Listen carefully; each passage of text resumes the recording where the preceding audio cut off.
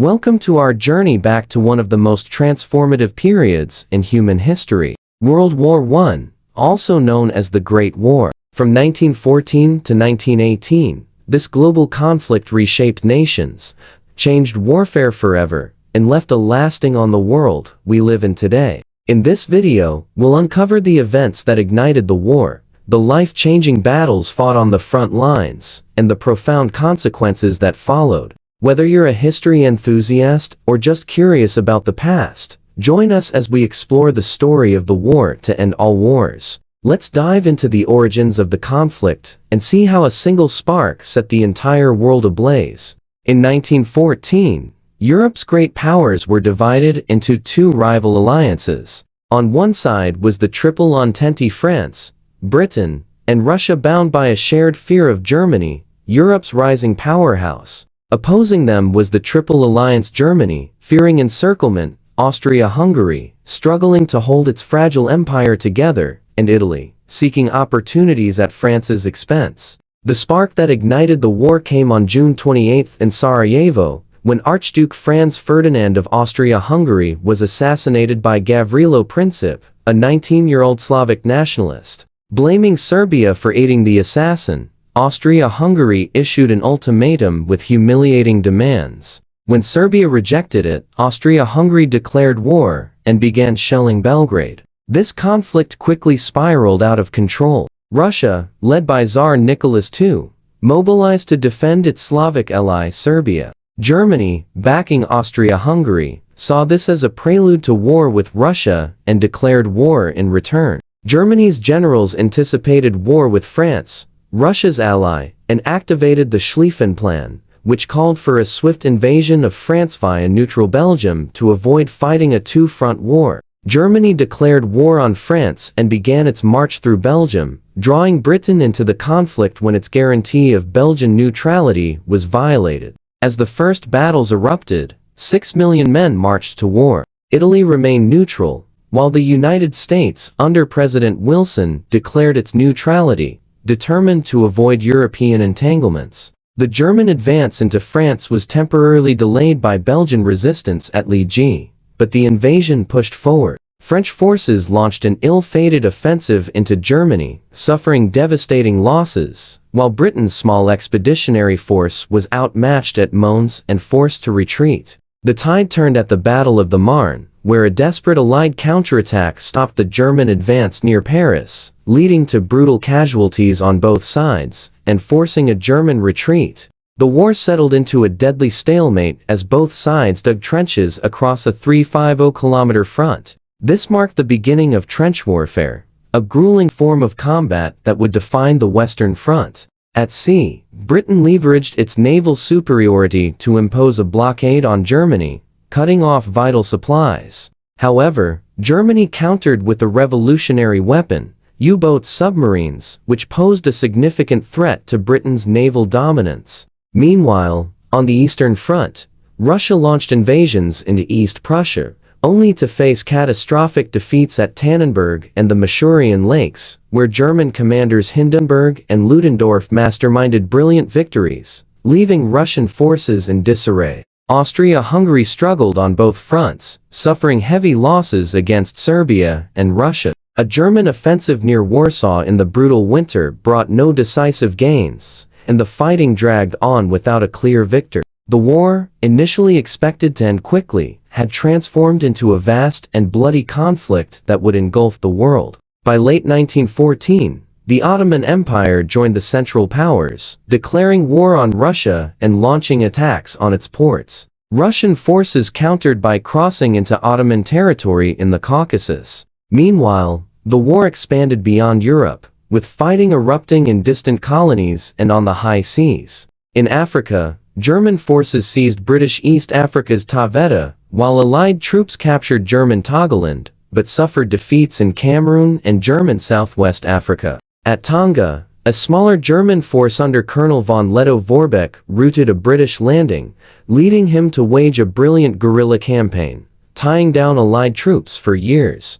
In Asia, Japan joined the Allies, capturing Germany's naval base at Tsingtao, while Australian and New Zealand forces took Samoa and New Guinea. On the Pacific, Germany's Admiral von Spee claimed a naval victory at Coronel off Chile, but was defeated 5 weeks later at the Falklands, losing most of his squadron and his life. In the Middle East, British forces captured Basra, securing vital Persian oil, while fierce fighting in Serbia caused massive casualties on both sides.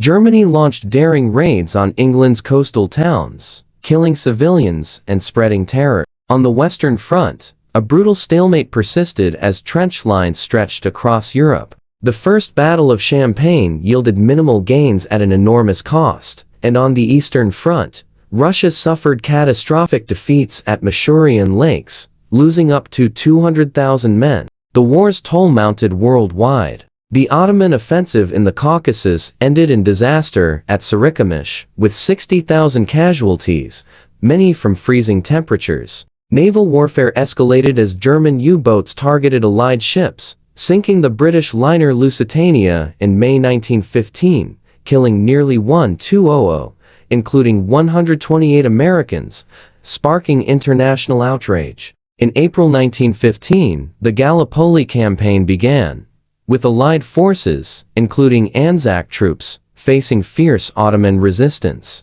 Meanwhile, the Ottoman Empire initiated the Armenian genocide, deporting and killing over 1 million Armenians in an atrocity that shocked the world. That summer, German forces achieved breakthroughs on the Eastern Front, recapturing Galicia and taking thousands of prisoners. Italy joined the Allies, lured by promises of territorial gains, but its initial offensives against Austria-Hungary ended in costly failures. Above the Western Front, Germany gained air superiority with the Fokker Eindecker, unleashing the dreaded Fokker scourge. By August, German forces occupied Warsaw as Russia retreated from Poland. Tsar Nicholas II assumed personal command of his army, a decision that would later tie him irrevocably to Russia's military failures. Just months into 1915, the war had spread across continents, drawn in new powers, and caused unimaginable loss of life. As the battles raged on land, sea, and air,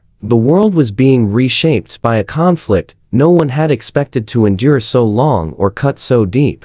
During the Gallipoli campaign, Allied reinforcements landed at Solva Bay, but even with renewed efforts by the Anzacs, the stalemate persisted. Both sides endured appalling conditions, battling not only the enemy, but also extreme heat, FLIs, and widespread illness.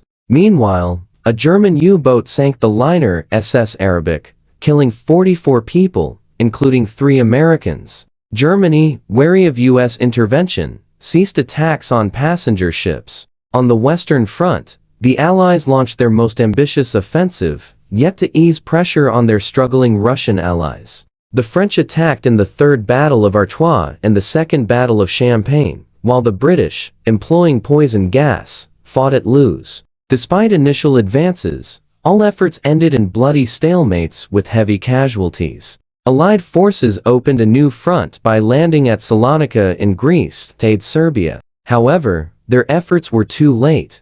Bulgaria joined the Central Powers, and their combined offensive overwhelmed Serbia within 2 months. The surviving Serbian army endured a harrowing retreat through the Albanian mountains, suffering catastrophic losses. By war's end, Serbia had lost 1/3 of its military, the highest proportional toll of any nation. On the Italian front, Italian forces launched repeated offensives along the Isonzo River, but Austro-Hungarian troops, entrenched on high ground, repelled their attacks. In the Middle East, a British advance on Baghdad was thwarted at the Battle of Ctesiphon. The British retreated to Kut, where they faced a siege. The Allies abandoned the Gallipoli campaign after suffering 250,000 casualties on each side. An impressive secret evacuation of 83,000 troops was executed without a single loss. 1915 marked a grim year for the Allies, characterized by significant losses and little progress. Despite the hardships, the prospect of peace was distant. Instead, all sides prepared for even larger offensives in 1916, refining tactics based on earlier failures, still clinging to the hope of a decisive victory. By 1916, The war had transformed into an industrialized conflict of unprecedented scale, with millions of casualties. Naval blockades caused severe shortages of food and fuel, while women filled the workforce as men continued to fight in their millions. All sides braced for a protracted struggle. The war's stalemate extended across multiple fronts. In the Balkans, Austro-Hungarian forces overwhelmed Serbia, and by January 1916, Montenegro had surrendered after a fierce battle at Moikovac. In the Caucasus, Russian troops launched a successful winter offensive, capturing key Ottoman cities like Urumia and Trebizond. In Africa, British forces secured Lake Tanganyika, while the German garrison in Cameroon surrendered after an 18-month siege. On the Western Front, the Germans launched a ferocious attack on Verdun, which would become one of the bloodiest battles in history. Meanwhile, Britain enacted conscription to bolster its dwindling volunteer force and introduced steel helmets to reduce trench warfare casualties. In the spring of 1916, Germany declared war on Portugal, while the Russians failed to relieve French pressure at Verdun, suffering 100,000 casualties. In Dublin, the Easter Rising erupted, but was quashed within 6 days. In the Middle East, the British garrison at Kut surrendered after months of siege, while Arab leaders began revolts against Ottoman rule, spurred by promises of independence, unaware of the secret Sykes-Picot Agreement dividing the region between Britain and France. In Palestine, Arab forces captured Mecca under Sharif Hussein's leadership. Italy faced a crisis after Austro-Hungarian forces nearly broke through its defenses at Asiago. Meanwhile, the largest naval clash of the war, the Battle of Jutland, saw heavy British losses, but resulted in the German fleet retreating for the remainder of the conflict. The Allies prepared simultaneous summer offensives to alleviate pressures on multiple fronts. The Brusilov offensive on the Eastern Front achieved significant breakthroughs, forcing the Central Powers to divert resources. However, on the Western Front, the Battle of the Somme began disastrously for the British, with 57,000 casualties on the first day alone. The battle dragged on for months, resulting in enormous losses for minimal territorial gains. Romania joined the Allies, but was swiftly overrun by Central Powers forces. The Italian and Eastern fronts remained scenes of relentless and costly battles. By late 1916, key leadership changes occurred. Franz Joseph of Austria passed away, David Lloyd George became British Prime Minister, and General Joffre was replaced in France by General Nivelle, promising bold actions. By 1917, the war shifted toward attrition, with each side aiming to grind down the other through devastating losses. Germany gambled by resuming unrestricted submarine warfare, sinking American ships, and provoking the U.S. to declare war. The intercepted Zimmermann telegram, which proposed a German-Mexican alliance, further pushed the U.S. toward involvement. In Russia, the February Revolution ousted Tsar Nicholas II, and a provisional government pledged to continue fighting. However, morale among Russian troops collapsed, and desertions multiplied. The Allies struggled on other fronts. The French offensive under Nivelle failed disastrously, leading to mutinies. Only British innovations like the use of tanks at Cambrai and tunneling at Messines Ridge achieved temporary successes. In the Middle East, British forces captured Baghdad and Jerusalem, ending centuries of Ottoman rule. However, the Italian front collapsed after a decisive Central Powers victory at Caporetto. The Russian Bolsheviks, seizing power in November, sought to withdraw from the war. As 1917 ended, Allied prospects appeared grim. Russia had stopped fighting, the French army was recovering from mutinies, Italy was in turmoil, and American reinforcements had yet to arrive. For now, only British forces could carry the Allied effort forward, despite the immense costs and uncertainties of victory. Following the collapse of Russia, Romania, isolated, signs an armistice with the Central Powers. 6 days later, Russia also signs a peace agreement, ending the Allied Eastern Front. By the end of 1917, one of the major Allied powers, Russia, has been knocked out of the war. However, the entry of the United States into the conflict shifts the balance. Germany now realizes that only a decisive military victory can prevent it from being overwhelmed by the Allied resources, leading to plans for a final, massive offensive in the spring of 1918. After 3.5 years of warfare, the Allies face a crisis. Russia, destabilized by revolution, has signed a peace treaty with the Central Powers, removing itself from the conflict. The redeployment of thousands of German troops to the Western Front presents a renewed challenge, where the devastation of trench warfare has already claimed over 1 million lives. Meanwhile, Germany is in dire straits. Britain's naval blockade has caused severe shortages and unrest, while America's involvement brings fresh soldiers and resources to the Allied side. Germany faces imminent defeat unless it can secure a quick victory. U.S. President Woodrow Wilson introduces his 14 points, a vision for a post-war world based on principles such as the elimination of secret treaties, the reduction of armaments, self-determination for the people of the Austro-Hungarian Empire, and the creation of an international organization to prevent future conflicts. However, European leaders largely dismiss his ideas as idealistic. At Brest-Litovsk, Bolshevik Russia signs a peace treaty with the Central Powers, relinquishing vast territories in exchange for peace. This allows Germany to move 500,000 troops from the east to the Western Front, where General Erich Ludendorff plans an all-out offensive to secure victory. The spring offensive catches the Allies off guard. German stormtroopers, employing new infiltration tactics, overwhelm the British Fifth Army, which retreats. The German advance threatens to divide the British and French forces, so French General Ferdinand Foch is appointed Supreme Commander of Allied forces to unify strategy. Outside of Amiens, British and Australian forces rally and halt the German advance. The Germans shift their offensive northward, targeting vital channel ports, but the British inflict heavy losses, preventing a breakthrough. Meanwhile, air warfare escalates, with each side operating over 3,000 aircraft on the Western Front. The Allies gain air superiority in part due to their greater resources. On April 21st, Germany's most renowned pilot, Manfred von Richthofen, the Red Baron, is shot down and killed near Amiens, having achieved 80 aerial victories. He is buried with full military honors by the Allies. Britain's newly established independent bombing force launches a daylight raid on Cologne, marking the start of strategic bombing operations. On the ground, Ludendorff's offensive shifts southward, targeting France. German troops make a 30-mile advance, but are stopped at the Marne River just as fresh American divisions join the front lines. The U.S. 1st Division sees its first action at the Battle of Cantigny, while the 2nd Division secures victory at Belleau Wood. By now, nearly 1 million American soldiers are in France, with 10,000 more arriving every day.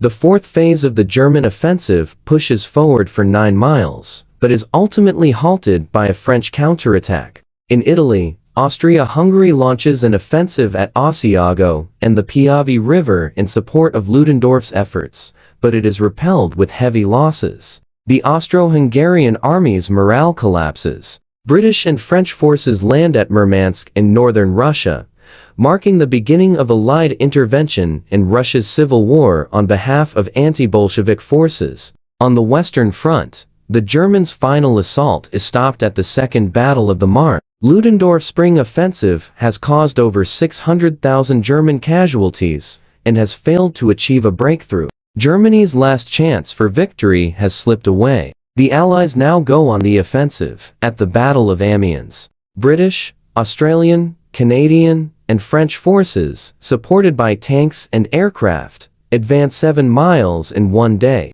General Ludendorff declares August 8th as the Black Day of the German army. Exhausted, hungry, and demoralized, German troops begin surrendering by the thousands.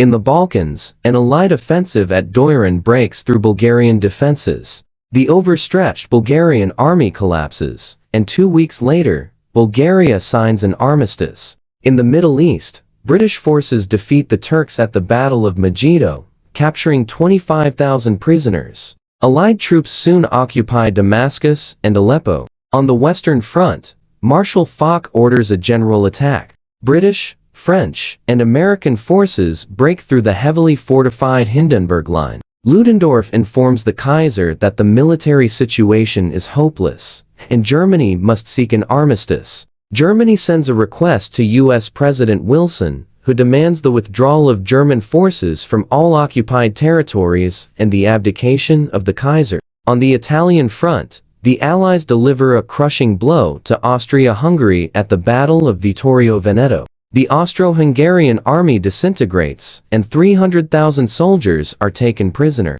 With the Central Powers in collapse, the Ottoman Empire signs an armistice at Mudros, and 4 days later, Austria-Hungary signs its own armistice at Villa Giusti. The German High Seas Fleet, ordered to launch a final suicidal assault on the British Navy, instead mutinies. Revolution spreads across Germany, forcing the Kaiser to abdicate, and a German Republic is declared. On November 11, 1918, a German delegation signs an armistice with the Allies in Marshal Foch's railway carriage at Compiègne, which comes into effect at 11 o'clock am. The fighting, however, continues until the last moment. American Private Henry Gunther is killed while charging a German machine gun at 10:59, and is thought to be the last soldier killed in World War I. 3 days later, German General von Lew-Verbeck surrenders his forces in East Africa, marking the end of his remarkable guerrilla campaign. The Paris Peace Conference opens at Versailles, where delegates agree to the creation of a League of Nations to resolve future conflicts.